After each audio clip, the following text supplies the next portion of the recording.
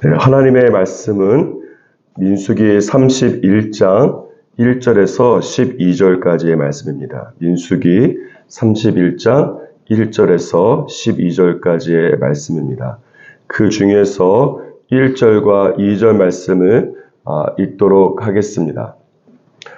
여호와께서 모세에게 말씀하여 이르시되 이스라엘 자손의 원수를 미디안에게 갚으라. 그 후에 내가 내 조상에게로 돌아가리라. 민수기 31장 1절에서 12절까지의 말씀입니다.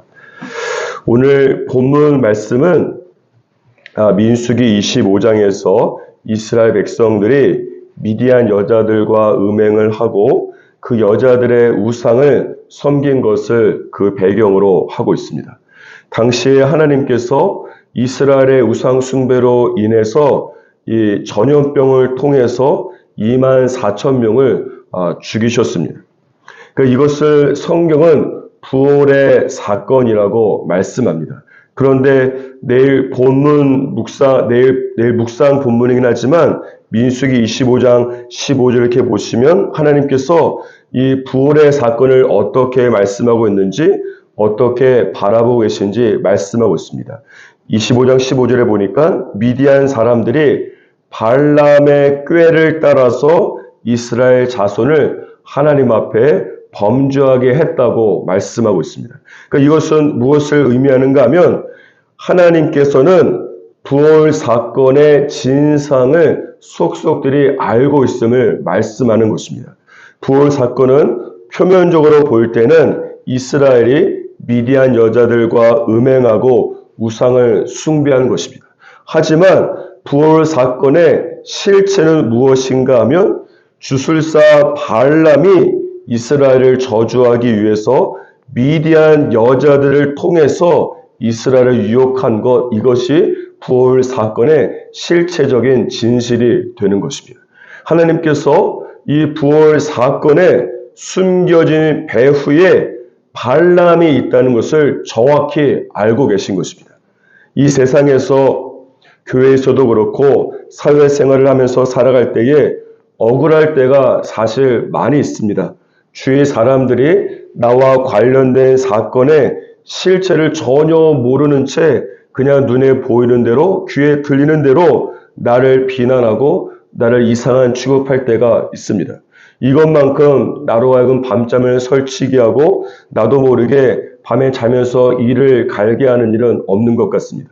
그런데 오늘 본문 말씀 이 바알 부활의 사건에서 볼 수 있듯이 하나님께서는 나와 관련된 사건의 배후와 실체적인 진실을 정확히 알고 계시다는 것이에요.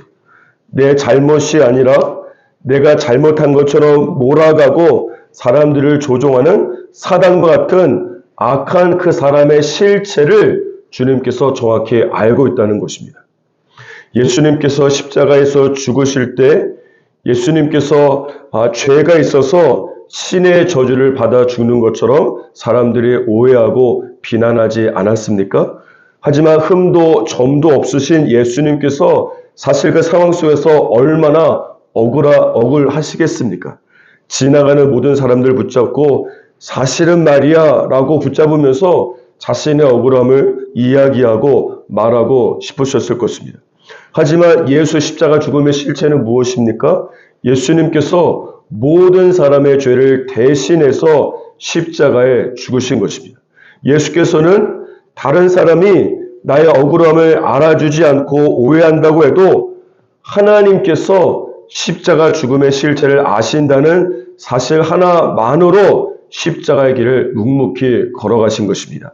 이와 같이 믿음은 무엇인가 하면 모든 사람이 나를 오해하고 나의 억울함을 알아주지 않아도 하나님 한 분께서 그 실체를 정확히 알고 계시다면 모든 사람이 알고 있는 것보다 더욱더 충분하기 때문에 예수님께서 걸어가신 십자가의 길을 나도 걸어가는 것입니다. 따라서 욥기 23장 10절 말씀처럼 나의 가는 길을 오직 하나님께서 아신다라고 하는 욥의 고백이 저희 여러분의 고백과 믿음이 되기를 주님의 이름으로 축복합니다.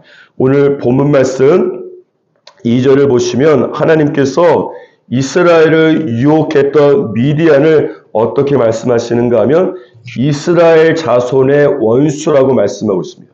그런데 3절 마지막 부분에 보면 하나님께서 그 동일한 미디안을 어떻게 말씀하십니까?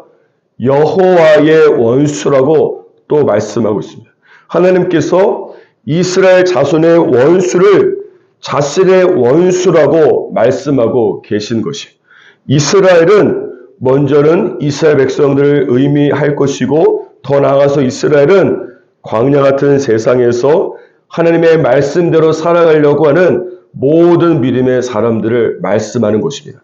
따라서 이 그리스도인들이 믿음의 걸음을 걸어갈 때에 그 길을 방해하는 미디안 같은 사람들은 영적으로 보면 하나님을 원수 삼는 것과 동일한 일을 하고 있는 것과 똑같은 것입니다.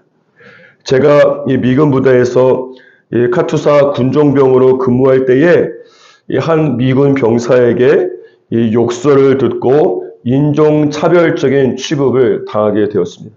그런데 이 사실을 알게 된 이 미군 부대의 군종 장교인 이 미군 소령 목사님께서 그 미군 병사가 소속한 이 부대 이 중대장에게 전화를 걸어서 다음과 같이 말을 했습니다.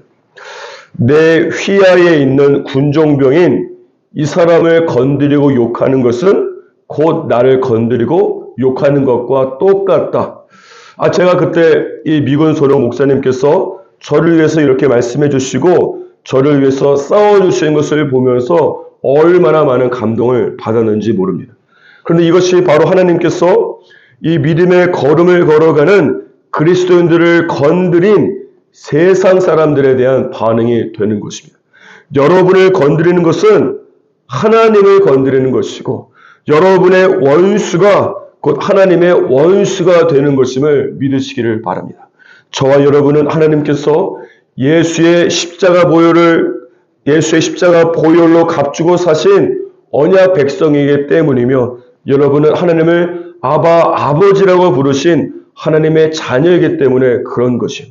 따라서 이 하나님을 바라보면서 날마다 승리하시기를 주님의 이름으로 축복합니다. 2절 이하에 보면 하나님께서 이 각 지파에서 1000명씩 총 12,000명을 선택해서 미디안에게 이스라엘 자손의 원수, 곧 하나님의 원수를 갚게 하시는 것을 볼 수가 있습니다. 8절 말씀을 보시면 이 전쟁에서 이스라엘이 죽인 미디안의 5왕의 이름이 나열되어 있는데, 그 중에 보면 수르라고 하는 왕의 이름이 있습니다. 이 수르는 누구인가 하면 민수기 25장에서 이스라엘 진영 안으로 들어와서 음행을 했던 미디안 여인 고스비의 아버지가 바로 이 수르라고 하는 사람입니다. 또한 8절 마지막 부분에 보시면 누가 기록되어 있습니까? 이스라엘을 저주하기 위해서 미디안 여자들을 덫으로 사용한 부올의 아들 발람이 기록되어 있습니다. 따라서 주님께서 지금 어떤 일을 하고 있는 것인가 하면 하나님께서 부올 사건에 숨겨진 실체를 지구 끝까지 찾아가서 색출하고 발람을 칼로 죽이고 있는 것입니다. 하나님께서 부올 사건의 중요 인물인 고스비의 아버지까지 칼로 죽여버리고 있는 것입니다. 이것을 통해서 알 수 있는 것은 무엇입니까? 하나님께서는 당신의 자녀를 저주하고 죄악에 빠뜨린 악인들의 죄를 절대로 간과하지 않으신다는 것을 우리가 알 수가 있는 것입니다. 다만 여기서 한 가지 주의할 것은 부올의 사건이 일어난 것이 민수기 25장이고 실제로 부올 사건에 가담한 악인들을 죽인 하나님의 심판은 오늘 본문 말씀에 기록된 민수기 31장입니다. 따라서 부올의 사건과 그 부올 사건에 대한 심판 사이에는 시간의 간격이 존재한다는 것이죠. 따라서 만약에 나에게 억울한 일이 일어나고 악인들이 나를 해코지하면 보통 저희는 주님께서 즉시 그 악인들의 실체를 온 천하에 드러내고 심판해 주시기를 원하지 않습니까? 물론 하나님께서 그 즉시로 할 수 있지만 오늘 본문 말씀에 보면 내가 원하는 심판의 시기와 주님께서 실제로 악인을 심판하는 시기가 다르다라고 하는 것입니다. 그렇기 때문에 지금 당장 내 원통한 마음이 해결되지 않고 나를 괴롭힌 악인들이 웃고 있다고 해서 그것이 곧 하나님이 그들을 방관하는 것은 절대 아닌 것을 믿으시기를 바랍니다. 주님께서는 반드시 그 숨겨진 배후인 악인들을 찾아내서 하나님의 시간에 하나님의 방법으로 심판하시고 나의 원수를 하나님의 원수를 갚게 되실 것이요. 따라서 나를 괴롭힌 악인들의 겉으로 보기에는 시간이 갈수록 잘 되는 것처럼 보일 수 있지만 영적 실상은 무엇인가 하면 그 악인들에 대한 주님의 심판과 원수를 갚아주심의 때가 점점점 그들에게 다가오고 있는 것이요. 그러므로 내가 생각한 심판의 때가 지나갔거나 느리다고 해서 하나님을 원망하거나 또는 내가 인간적 방법으로 주님보다 앞서서 내 방법으로 원수를 갚지 말고 하나님을 기다리시기를 주님의 이름으로 축복합니다. 시편 37편 7절에 보니까 여호와 앞에 잠잠하고 참아 기다리라.